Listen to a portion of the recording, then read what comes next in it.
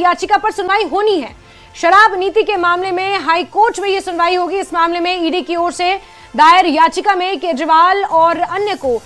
आरोप मुक्त करते समय निचली अदालत द्वारा की गई कुछ टिप्पणियों को हटाने की मांग की गई है। ईडी ने कहा है कि कोर्ट की यह टिप्पणी मनमानी भरी और अनुचित है। कोर्ट ने सुनवाई के दौरान कहा था कि जज की टिप्पणियां संभवतः मामले से सीधे जुड़ी नहीं हो सकती और वो सामान्य प्रकृति की भी हो सकती हैं। कोर्ट ने कहा कि निचली अदालत के जज ने जो कहा है वो जरूरी नहीं है कि इस मामले के संदर्भ में हो। कई बार जज इस तरह की सामान्य टिप्पणियां भी करते हैं, जेनरिक टिप्पणियां भी जज की तरफ से दी जाती हैं समाज में एक संदेश देने के लिए, अपना मैसेज पहुंचाने के लिए। लेकिन इस पूरे मामले में ये मनी लॉन्ड्रिंग का पूरा मामला है और इस पूरे मामले में जो याचिका दायर की गई है उसमें आज सुनवाई होगी। ईडी ने याचिका दायर की है जिसमें ईडी ने जज की टिप्पणियों को लेकर यह याचिका दायर की है और जो जज ने टिप्पणियां की थी ये फैसला सुनाते वक्त जब अरविंद केजरीवाल और मनीष सिसोदिया को रिहा किया था इस पूरे मामले में, उस वक्त जज ने जब टिप्पणियां की थी तो उसे हटाने की मांग ईडी कर रही है और इसी के संदर्भ में दिल्ली हाईकोर्ट में याचिका लगाई गई है। शंकर आनंद हमारे सहयोगी ज्यादा जानकारियों के साथ जुड़े हैं फोन लाइन पर। शंकर, ईडी को किन बातों से ऐतराज है जिसको लेकर याचिका लगाई गई है जिस पर आज सुनवाई होनी है?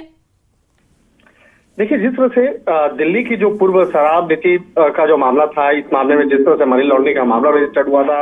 और हालांकि इस मामले की तफ्तीश अभी जांच एजेंसी ईडी के द्वारा की जा रही है, लेकिन जिस तरह से सीबीआई के मामले में सीबीआई के द्वारा जो दर्ज मामला था उसमें जिस तरह से अरविंद केजरीवाल, मनीष सिसोदिया समेत 23 अन्य आरोपियों को जिस तरह से कोर्ट के द्वारा राहत मिली थी, उसके बाद मुख्यमंत्री अरविंद केजरीवाल, मनीष सिसोदिया, इसके साथ साथ कई अन्य आरोपियों के द्वारा जिस तरह से इस मामले में टिप्पणी की गई, जांच एजेंसियों पर सवाल उठाए गए, तो इस मामले में जांच एजेंसी ईडी के द्वारा एक याचिका दायर की गई थी दिल्ली हाईकोर्ट में और कहा गया था कि इस मामले में जल्द से जल्द सुनवाई हो और जिस तरह से जांच एजेंसी पर सवाल उठाए जा रहे हैं और कहीं कहीं उसको फायदा हुआ है, तो जांच एजेंसी के द्वारा इस मामले पर कुछ जो याचिका दायर की गई थी उस याचिका पर आज महत्वपूर्ण सुनवाई होनी है। हालांकि इस मामले में कोर्ट में जो पिछली सुनवाई हुई थी उस दौरान में कहा गया था कि निचली अदालत ने जज के द्वारा जो कहा गया था कि वो जिस तरह से इस मामले में टिप्पणी की गई है, इस टिप्पणी से जुड़े मामले में तमाम दलीलों को आज कोर्ट के सामने आज पेश किया जाएगा और ईडी ने जिस तरह से आरोप लगाया था यह जो टिप्पणी की गई है वो टिप्पणी मनमानी भरा और काफी अनुचित है, जिसे नहीं किया जाना चाहिए था और कहीं कहीं जांच एजेंसी पर जिस तरह से सवाल उठाया गया था, तो इन तमाम मसलों को लेकर आज कोर्ट विस्तार से सुनवाई करेगा। तो आज किस तरह से तमाम दलीलों को कोर्ट के सामने रखा जाएगा और कोर्ट उसके बाद किस तरह से इस मामले पर फैसला करती है वो देखना महत्वपूर्ण होगा। लेकिन शंकर, ईडी ने जो ये ऐतराज जताया है इसके बाद कोर्ट की तरफ से भी ये कहा गया था कि अमूमन ऐसा होता है, हम सुप्रीम कोर्ट की भी जब कोई जजमेंट सुनते हैं या अन्य कोर्ट की भी, तो जज जो टिप्पणियां देते हैं संभवतः वो सीधे मामले से जुड़ी नहीं हो सकती, लेकिन एक जेनरिक टिप्पणी होती है जिससे कहीं ना कहीं समाज में किसी तरह का मैसेज देने की कोशिश न्यायाधीश की तरफ से की जाती है और कोर्ट की तरफ से भी यही कहा गया था कि सामान्य जो टिप्पणियां हैं वो सीधे ये नहीं हो सकता कि केस से जुड़ी हो। इन जनरल भी जज अगर कुछ कहना चाहते हो इसी केस से रिलेटेड तो वो कह सकते हैं, वो एक सामान्य प्रकृति की भी हो सकती है। कई बार ऐसा होता है कि कोर्ट के द्वारा जो टिप्पणी होती है वो उससे जुड़ा हुआ मामला होता है और उसी से जुड़ा हुआ मामले पर एक कहा जा सकता है कि उस सांकेतिक एक विचार जो होता है उस सांकेतिक विचार को वो फैसला नहीं माना जाया है और इसके साथ साथ कई ऐसे जो टिप्पणियां होती हैं उस टिप्पणियों के मायने होते हैं। लेकिन जिस तरह से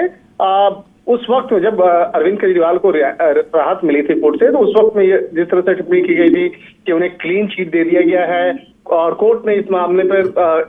जांच एजेंसी की काफी फजीहत की है, तो ऐसा नहीं था। बेसिकली जो कोर्ट के द्वारा कई बार ऐसा भी देखने को मिलता है, कई अन्य मामलों में भी देखने को मिलता है कि जो आरोप लगाने वाला संस्था होता है या पुलिस की टीम होती है वो अपने तमाम आरोप को साबित नहीं कर पाते हैं। तो साबित नहीं करने का मतलब ये नहीं है कि आप उस पे जो आपके ऊपर में जो इल्जाम लगा है पूर्ण तौर पे वो सही है। तो यहाँ पे उसका एक फायदा जरूर मिलता है, आरोपी पक्ष को जरूर फायदा मिलता है क्योंकि आरोप से संबंधित जो तमाम सबूत है वो कोर्ट में पेश नहीं हो पाते हैं। लेकिन उन तमाम चीजों को जिस तरह से कोर्ट में एक उसके खिलाफ याचिका दायर की गई है और कहा गया है कि इस मामले में हमारे तमाम पक्ष को सही से नहीं सुना गया है और आगे अपील भी की गई है, तो आज कोर्ट में किस तरह से इन तमाम मसलों को ध्यान में रखा जाएगा ये देखना लाजमी। ठीक है शंकर, नजर बना के रखें। बहुत शुक्रिया हमारे साथ जुड़ने के लिए, तमाम अपडेट्स के लिए।